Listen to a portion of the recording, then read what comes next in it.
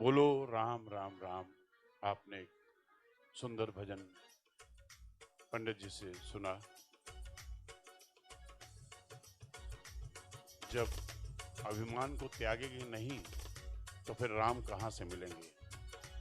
उसी अहंकार को समाप्त करने के लिए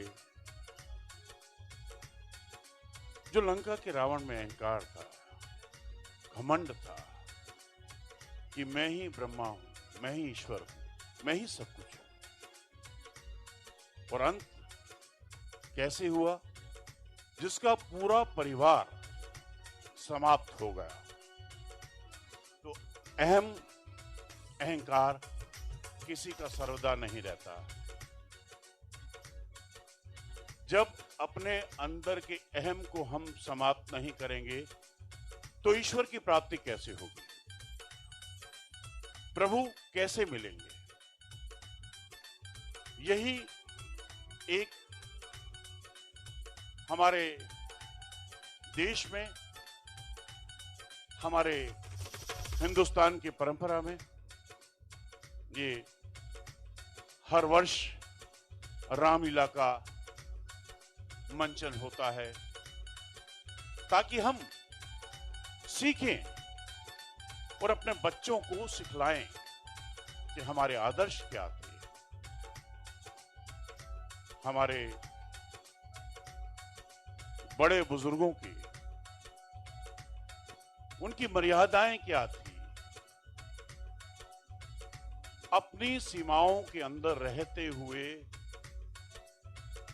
सच्चाई की ओर अग्रसर होना, आगे बढ़ना, उसके लिए चाहे हमें जितने भी कष्ट सहन करने पड़े, जितने भी दुख सहने पड़े, लेकिन हमारा आत्मविश्वास कभी डोले नहीं, हमारा आत्मविश्वास कभी डिगे नहीं।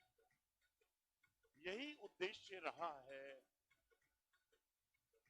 रामलीला का मंचन का, जो हमारे पवित्र, हमारे ग्रंथ श्री वाल्मीकि रामायण जी की कथा को नाट्य रूप में हम लोग उतारते हैं। रामायण एक ऐसा ग्रंथ है जिसकी तुलना हम किसी से कर नहीं सकते। भाई का भाई के प्रति प्यार, पुत्र का मां के लिए, पिता के लिए अपना सर्वस्व न्यौछावर कर देना। और प्रभु राम ने किस प्रकार शबरी के झूठे बेरों को ग्रहण किया ताकि ये जो विष भरी छुआछूत की बेल है उसे समाप्त किया जाए। उन्होंने तो निषाद राज, जो एक आदिवासी, लेकिन वो भी देखो कितनी बड़ी बात है कि गुरु वशिष्ठ के आश्रम में दशरथ नंदन राम भी शिक्षा ग्रहण कर रहे हैं।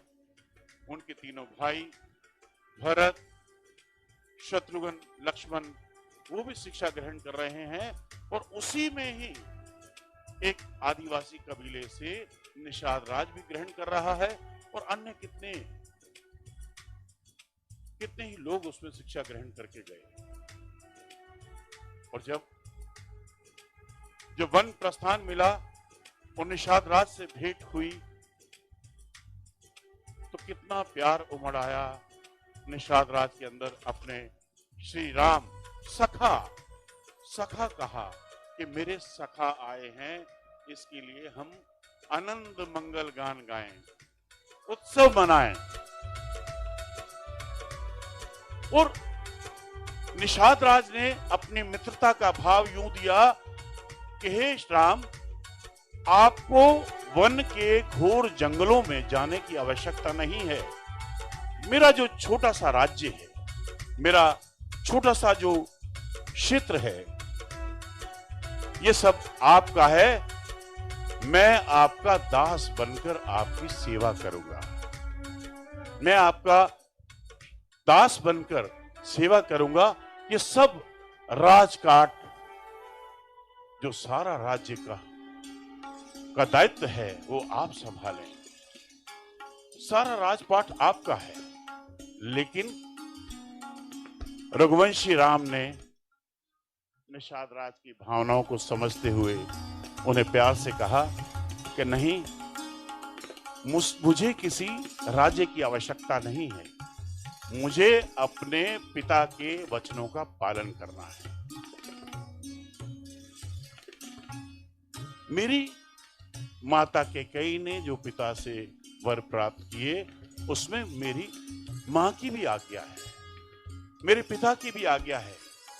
तो मुझे अपने पिता की आज्ञा पूर्ण करने के लिए ये वन जाना मेरे लिए एक उत्सव की तरह है, जहां मेरी ऋषि मुनियों से भेंट होगी, जहां मैं और सीखूंगा, जीवन को और समझूंगा, अपने जीवन को और जानने की कोशिश करूंगा कि जीवन क्या है। तो मेरे लिए तो ये एक बहुत बड़ा उत्सव है, वनवास में जाना। और उसके पीछे देखो, लक्ष्मण ने त्याग कर दिया कि मैं भी आपके साथ चलूंगा, अन्यथा मैं अपने जीवन को समाप्त कर दूंगा। तो ये जो भाई भाई का प्रेम है, ये जो पुत्र का पिता के प्रति प्रेम है, वो अन्यथा हमें कहीं देखने को नहीं मिलता।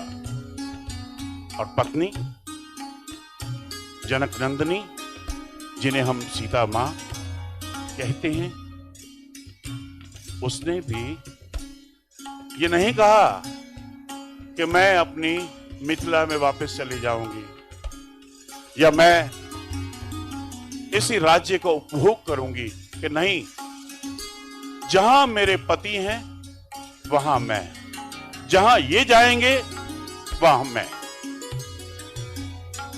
अगर ये जंगल के कांटों को स्वीकार करते हैं तो वो कांटे मेरे लिए पुष्प के समान हैं, वो पत्थर, वो कंकड़ मेरे लिए मखमल के गद्दों के समान है। उसे मैं स्वीकार करूं कि मेरा अपने पति के साथ जो अग्नि के समक्ष जब बंधन में बंधता है, जो फेरे लिए, जहां ये संविदाएं होती हैं कि मुझे जीवन भर अपने पति का निर्वाह करना है, तो सीता जी कितना एक आदर्श हमारे सामने प्रस्तुत करती हैं। वो सीखना है हमारे समाज को, हमारे मित्रों को, हमारे बंधुओं को। इसलिए बार बार हर वर्ष रामलीला के माध्यम से हम वो बात पहुंचाने का एक माध्यम बनते हैं। ये सिर्फ मनोरंजन नहीं है, मनोरंजन का साधन नहीं है, एक, मैं कहूं तो एक शिक्षा देने का और लेने का तरीका है, अपने अवगुणों को समाप्त करने का एक जरिया है, एक माध्यम है, एक रास्ता है, एक मार्ग है। तो उसीलिए हम रामलीला का मंचन करते हैं, जिसमें आप सभी दर्शकों का सहयोग रहता है, आप हमारा उत्साहवर्धन करते हैं और हम आपके बीच में रामलीला का इतना सुंदर मंचन कर पाते हैं। इसलिए बारंबार मैं आप दर्शकों को पहले प्रणाम करता हूं। आप नहीं हो तो ये किस लिए, ये मंच किस लिए? ये मंच आपका है, आप ही के लिए है। तो आइए अब हम वो दृश्य देखते हैं जिसमें कुंभकर्ण के पुत्र शुंभ, जिनका सुग्रीव जी से युद्ध होता है।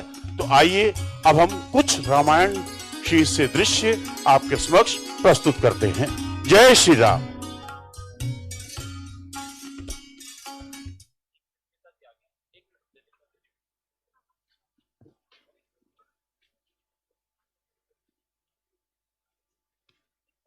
हेलो हेलो, चंद ही मिनटों में प्रधानमंत्री जी हमारे बीच में पहुंचने वाले हैं। भाई राजीव